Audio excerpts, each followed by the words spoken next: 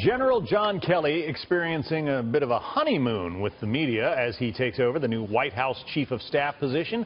A quote from the Washington Post reads, "He will bring some plain-spoken discipline to an often chaotic West Wing." And a headline in the New York Times reads, quote, "John Kelly, new Chief of Staff, is seen as a beacon of discipline." Let's take it up with our media panel today. Judy Miller is a Pulitzer Prize-winning investigative reporter, author, and Fox News contributor. Joe Concha is also with us, media reporter for The Hill. Thanks, both of you, for being here in our brand spanking new studio. Did I say that before? I think we're a trivia question now, right? Who were your first guests? The first on set. There you go. In the new studio. All right. We're doing trivia questions. So if it's a honeymoon, Judy, how long can it last? Well, we will see. I mean, whenever I look at my old paper, the New York Times, and I see the word square-jawed, you know that they are in love. That is definitely love, because square-jawed equals tough.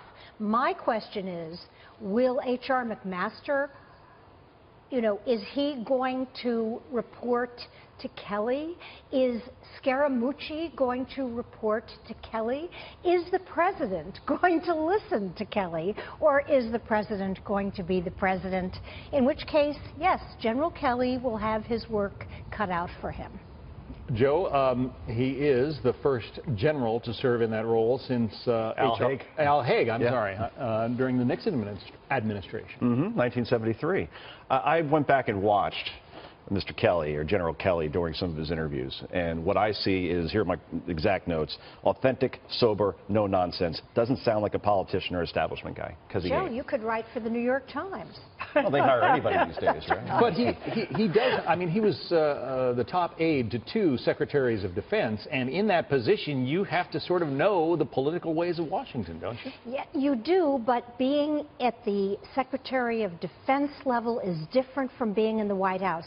Different set of skills. And by the way, remember, military people are not supposed to be involved in policy, and they're not supposed to be involved in politics, and now General Kelly is going to find himself in the middle of both. And General Kelly does not like the political end of the job. He's been in the military for nearly 5 decades, and he actually admitted, I don't like that particular part of the job. But you talk about a love affair.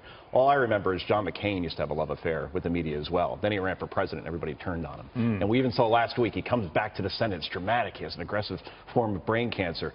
And then he votes for the health care debate to happen. Everybody turns on him until he voted against it, and then the media loved him again. That's how it works. It's all about action. So, Judy, how long will the square-jawed General Kelly enjoy this love affair with the New York Times? I think a lot depends on President Trump. Because President Trump is his own chief of staff, his own communications advisor.